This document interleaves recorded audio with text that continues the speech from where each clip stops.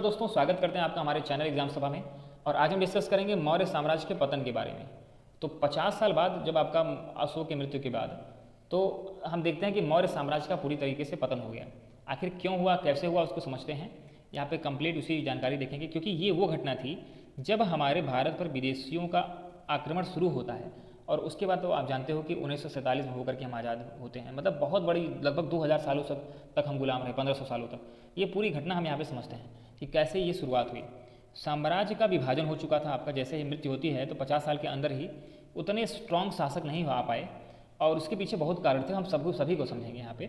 तो दो भागों में आपका साम्राज्य यहाँ पे बट गया, एक पूर्वी और एक पश्चिमी भाग। अब इसमें कलहड़ का जो राज तरंगिणी है, उसमें ये कश्मीर के इतिहास की व्याख्या की गई है। उसमें ये दिखाई देता है कि अशोक की मृत्यु के बाद एक उसका पुत्र था जिसका नाम था जालौका, वो कश्मीर का स्वतंत्र शासक बन गया। ठीक है। और नॉर्थ वेस्ट से विदेशी आक्रमण शुरू हो चुके थे। ये जो पाकिस्तान अफगानिस्तान वाला रीजन है, वहाँ से विदेशी आक्रमणों की शुरुआत हो चुकी थी इसी समय पे, जैसे ही अशोक की मृत्यु होती है 40-50 साल के अंदर अंदर। अब कुछ प्रमुख कारण समझते हैं, उसको हेडिंग डाल के समझाएंगे। पहला है हाईली सेंट्रलाइज प्रशासन। जैसा कि मैंने इससे 2 वीडियो पहले मैंने अशोक के बारे में बनाया था, चंद्रगुप्त मौर्य प्रशासन के बारे में, एडमिनिस्ट्रेशन के बारे में बनाया था। तो उसमें हमने चर्चा की थी कि जो मतलब मौर्य वंश का प्रशासन था वो बहुत ही सेंट्रलाइज था। मतलब सब कुछ केंद्र से ही नियंत्रित किया जाता था। यह भी एक प्रमुख कारण था कि कई क्षेत्रों में ध्यान नहीं दे पाए। इतिहासकार रोमिला थापर कहते हैं सेंट्रलाइज प्रशासन इसके लिए भी जिम्मेदार था।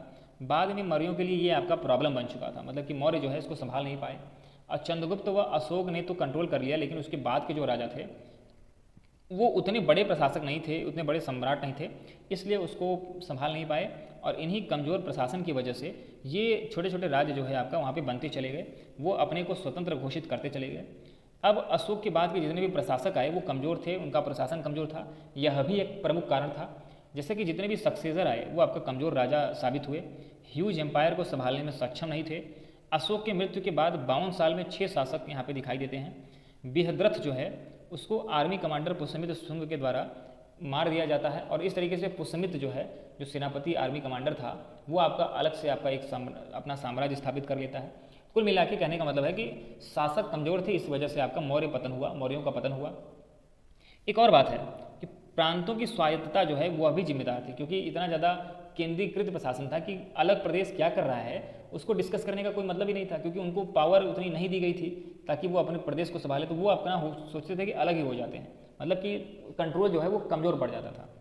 प्रांत जो है आपका धीरे धीरे स्वतंत्र पड़ने लगे। जालौका जो है, जो कि अशोक का पुत्र था, वो कश्मीर का स्वतंत्र शासक बन गया।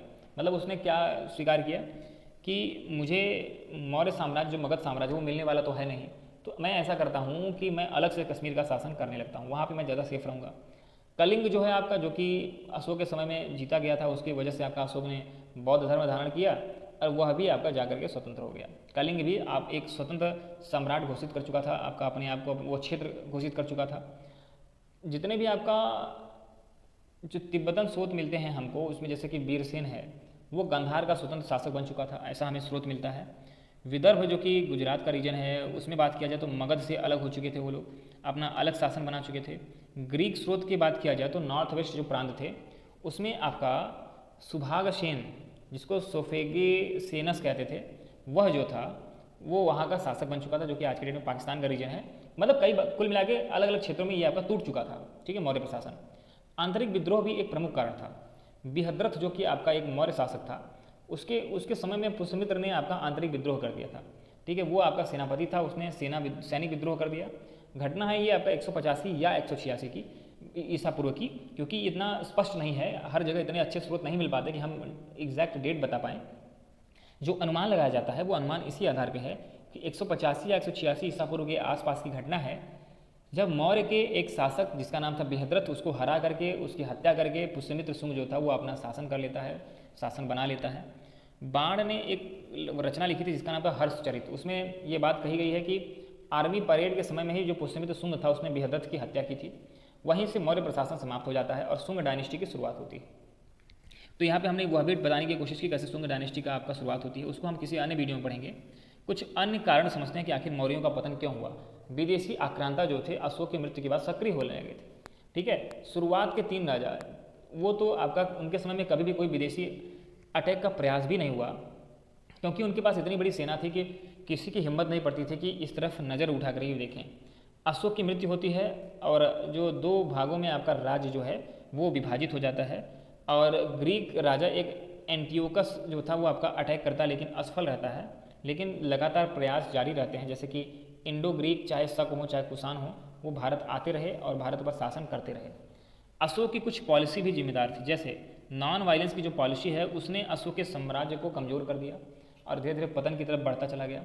युद्ध लड़ना उसने समाप्त कर दिया, जिसकी वजह से विदेशों के द्वारा दोबारा आक्रमण जो है वो शुरुआत किया जा चुका था। बौद्ध को प्रोपेगेट करने में उसका ध्यान ज़्यादा था, जबकि वो प्रशासन पर एक कुशल प्रशासन रहने की जो आपकी निष्ठा थी उसको अशोक कहीं ना कहीं कमज़ोर कर चुका था। इस वजह से भी आपका बौद्ध धर्म धारण करने के बाद उसने जो अहिंसा और शांति अपनाई, उसके वजह से भी पतन होता हुआ दिखाई दिया। तो इस वीडियो में हमने बात कर ली कैसे मौर्य का पतन हुआ, मौर्य साम्राज्य का। अगली वीडियो में हम शुंग डायनेस्टी के बारे में पढ़ेंगे और उसमें शुरुआत करेंगे पुष्यमित्र शुंग से, क्योंकि आपको पता है कि बृहद्रथ को मार करके ही पुष्यमित्र शुंग ने शुंग डायनेस्टी की शुरुआत की थी। तो ये अगले वीडियो में पढ़ेंगे और इसी तरह के वीडियोज़ अगर देखना चाहते हो तो हमारे चैनल को आप सब्सक्राइब कर सकते हो। धन्यवाद।